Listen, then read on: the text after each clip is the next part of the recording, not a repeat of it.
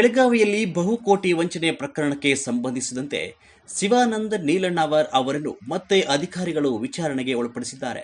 ಶಿವಬಸವನಗರದ ನಿವಾಸದಿಂದ ಶಿವಾನಂದರನ್ನು ಅಧಿಕಾರಿಗಳು ಕರೆತಂದು ತೀವ್ರ ವಿಚಾರಣೆ ನಡೆಸಿದ್ದಾರೆ.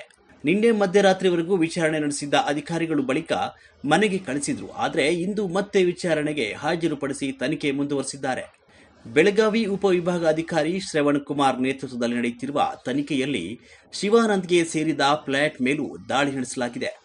ಮಾಜಿ ಸೈನಿಕರು ಹಾಗೂ ಸಾರ್ವಜನಿಕರಿಗೆ ಹೆಚ್ಚಿನ ಬಡ್ಡಿ ನೀಡುವುದಾಗಿ ನಂಬಿಸಿ ಸಾವಿರಾರು ಜನರಿಂದ ಹಣ ಸಂಗ್ರಹಿಸಿ ದುರುಪಯೋಗ ಮಾಡಿಕೊಂಡ ಆರೋಪ ಕೇಳಿಬಂದಿದೆ.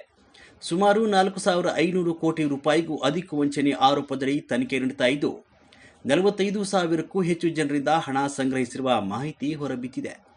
ಯಾವುದೇ ಅನುಮತಿ ಪಡೆಯದೆ ನಿಯಮಗಳನ್ನು ಉಲ್ಲಂಘಿಸಿ ಹಣ ಸಂಗ್ರಹಿಸಿರುವ ಆರೋಪ ಕೂಡ ಎದುರಾಗಿದೆ.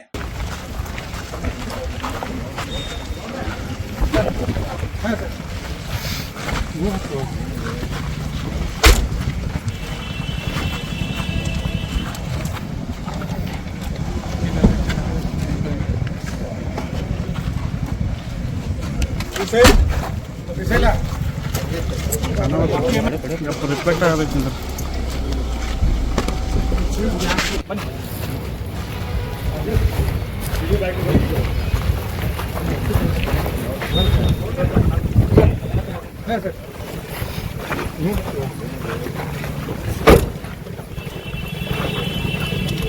Export import